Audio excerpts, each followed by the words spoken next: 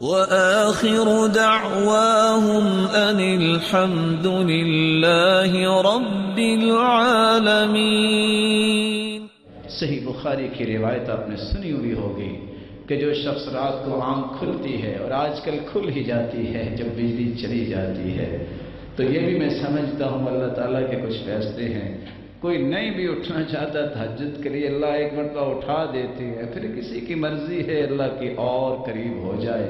اگر اٹھو سبحان اللہ والحمد للہ ولا الہ الا اللہ واللہ اکبر ولا حول ولا قوة الا باللہ، یہ کلمات پڑھو۔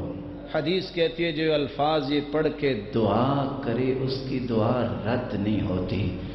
سب سے پہلے 3 دعائیں کیا کرے۔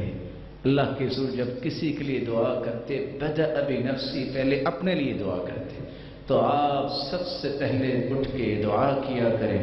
ابھی آدھی رات ہے، سحری ہے، نماز سے پہلے اللہم اہدنی اللہم اہدنی، اللہ مجھے ہدایت دے دے۔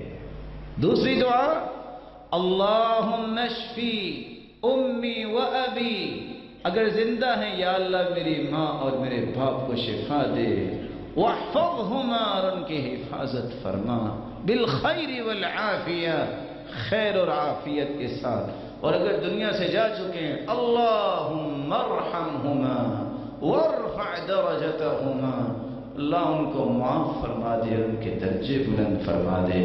اور تیسری دعا کبھی نہ بھولیے اللہم اصلح نیاتی و ذریاتی، یا اللہ میری نیتوں کو بھی ٹھیک کر دے، میری اولاد کو بھی ٹھیک کر دے۔ یہ بہت قیمتی دعائیں ہیں۔